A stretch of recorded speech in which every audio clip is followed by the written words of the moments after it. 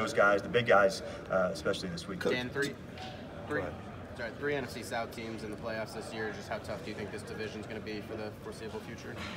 Yeah, I had a sense that this was going to be, a hell of a division all the way back, from last offseason for the, the local guys here who cover us on a regular basis. Vaughn and Led, they've heard me say that. I sense that again, and it's the quarterback play, it's the toughness of the defenses, it's the way you guys feature them. I've said when we were playing New Orleans, if you like running backs, this is your kind of game. And we weren't even talking about Drew Brees and Matt Ryan at that time, like how crazy is that? So the toughness, the physicality, I've always really admired Ron and the defense, that Carolina's put that kind of physicality together.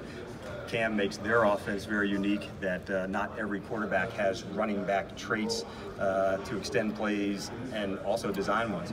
And then with Tampa, they've got a lot of explosive players and they've got real speed on their team. So it's a hell of a division, and one that every week when you're playing these division games, it's going to be a battle. And it's actually one of the really cool parts about being a part of a division like that. Like, you better bring it.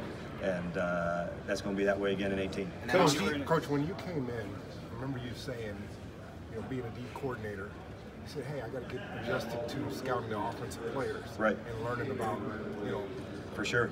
Tell me how that has gone for you. Where do you feel you're at when you look at these offensive players now? Yeah, for sure. That's a good question. So I was asking when I first got here, what was the on-the-job training regarding evaluating a lot of the offensive players? I'd probably been equipped to look at offensive line and quarterbacks for most of my career to say, how do we go try to get after these guys? And so it was the receiver spots, Vaughn, that we wanted to make sure how would we feature them into the offense. So for me now, going through how we feature the guys in the offense, that's been as big a part of it as any, to make sure they have the traits that we're looking for.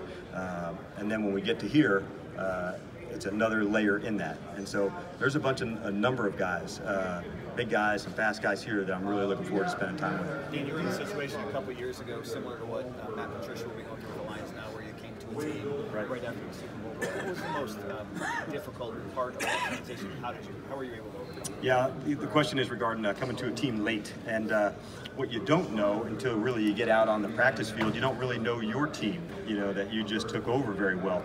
All of your time and focus had been with the previous club you've had. So you don't really know your own club and your own needs so well. So one of the things that helped me a lot was just some point of attack tapes on each of the players, so I had a better picture of who the players were, so I had a sense for the needs. But they're really, in good shape, that they've got, really solid in terms of front office, know their needs. So that's a big bridge for Matt, knowing that they already have a real big handle, and that was the case for me with Thomas as well. Dan, how put those tapes together, or was that No, Thomas? Yeah, Thomas did, and their staff, so I had a sense of who the players were. I think it would be really challenging if you did both of those at the same time. So both Matt and myself, we were fortunate that there was already a really good, scouting side in place that could, give a very clear picture of the players. Now, the next part is how are they now going to scout for Matt's style of guys, and I think that's an important piece that'll be upcoming for them, over the next, 50 days. Coach, do you see Austin Hooper as a guy that can play a high snap count and move into the class of young tight end like a Zach Ertz or Travis Kelce, become a fixture on offense? Well, yeah, I think that would be, putting the cart before the horse. We're really pumped about what Austin can do. And he played a good snap count this year. He ended up, I believe, with 49 catches. He's got athleticism. He's a good matchup, getting onto safeties and running backs. And kind of the fun part about being one of the, features in our offense is there's a number of guys that are real weapons. So if you're going to make sure cover's going to go to Julio, or you're going to try and put special coverage over to Mo on third down, or onto Devontae or Tevin, as a running back, there's like, there's another moment, and another player that's a matchup. And so that's what we're hopeful, if we can, help Hoop get to that spot. We're very excited about what he can be. And that'll be a big challenge, for him this offseason, to be the best player and the best vision of what we think he can be the best version of himself. Dan, a lot of local media was really hard on Julio Jones after the last game. Your comments on Julio last season to really set the record straight. Yeah, for us, there was no, difficult comments other than we really respect his game, what he does, what he stands for. So I think you may be referring to at the end of the game, and I think that goes to say, like, in those moments, you really want to think players. And, we definitely don't regret taking our shots to who. He comes through, you know, in all occasions for us. We love what he stands for as a ball player, as a man, and he's a real important piece to what we do. Do you guys use physical prototypes when you evaluate prospects, and how willing are you to go away from those? The question was, how willing are we to start off with a physical prototype? Right. Yeah, we call those as traits, and so there's definitely some markers that you want to make sure. You know, a corner who doesn't have speed to go, that would be a filter that you'd want to go. If there was an offensive lineman who maybe didn't have enough length, or you saw on tape due to a lack of length, he would have, you know, trouble in protection.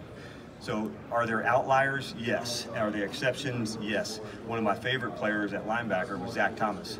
And so I would say he, in a lot of ways, didn't fit the makeup size for arm length or for size. But in his case, he made up for it with rare instinct. So if a guy has some markers that, you know, might not be the prototypical, there better be some other areas that go into the rare spot. So we want to make sure that we're staying true to our style of how we want to, you know, feature the players.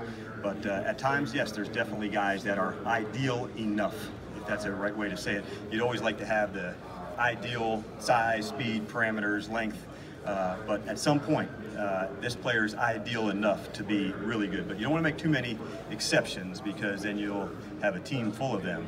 But there is some guys that do cross that line. How much are you looking forward to watching the Julio Jones, Marshawn Lattimore rivalry develop? Yeah, it's when you see guys battle at all spots, it's like deep down as a coach, you really appreciate those. Some of them don't show up on the stat sheet. Some of them are at offensive tackle and defensive end. Some are at, you know, like you said, at, you know, wide out and corner.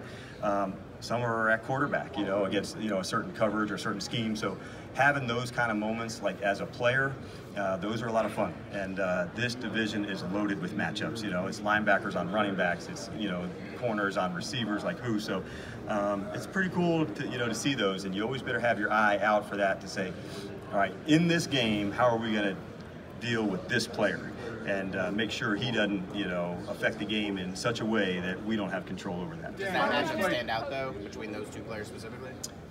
Yeah, it's one that does. I wouldn't say it's, you know, the only matchup that we talk about, but it's definitely a good one. Coach, I know you moving Vic Beasley to the Sacramento down this year. What went into that decision to move him? And Yeah, I think, what are your expectations for him this year? Right, I'd be glad to discuss that. And we play probably in our defense this year close to 70% in nickel. And in our nickel defenses, Vic was a defensive end. So I think that's good. I'm glad that you actually brought this topic up. And in our base packages, which made up, you know, the other, you know, 30, sometimes, you know, 35 or 40% of the time, he played linebacker. And he had always been our backup linebacker at that spot, but we really featured him in the nickel package, and we'll always continue to do so. For a stretch there, we felt the best thing for us to do would be play him in both roles, at that and at the nickel defensive end. So we're just going to, you know, mainly go back to what he does best. And at the time, we needed to use him in that role, but we'll feature him, you know, as a D end all the time in 18. Stan, having you talked, data tracking's coming in the spring. Yep. Have you guys had discussions about it? How much do you plan to use it as far as having the information on all the teams using the scouting of your games? The question was regarding data tracking, and it's a big one to see. I think for me, what can we start off first with? Because I don't want to get so broad with it that it can be too many projects. So I want to start off small to say, how can this affect, you know, on the other side? I'm anxious to see the speed of players. I'm anxious to see, are there some concepts that come up over and over again? I'm anxious to find out what a player's speed is in the first quarter to the fourth quarter. And so those are the small things that may not show up on the stat sheet that I'm looking at. Fortunately for us, through Thomas's leadership, our analytics side, man, they really put it in. And our director, that is a guy named Carl Pureberg, has real, like, a knowledge to go for it and find new ways and new ways to attack. So I'll be excited to see, you know, some of the thoughts. Hey, Dan, have you thought about it in this way? Could it be, you know, something you could consider? So those are topics I'm excited to hear more about, but I won't be the, you know, the leading, you know, expert on that. It's still, to me, going to be our style of play, that toughness, that physicality that comes through. But it's another tool for us, and one that I'm excited to have, you know, be a part of it. But where it leads to, I don't know. We're going to have fun finding out. I know what we do in practice because we track our own players. So I know when a player's running at 23 miles an hour what that looks like. So if somebody told me that, I'd say, well, that's, you know, a lot like I run at practice. But it would be, you know, an example of what that would feel like. So the matchups are there, but I don't know. It's a good topic, one that we're all excited to get the information. What do we do with it? I don't know. That's going to be, I think, growing as it goes.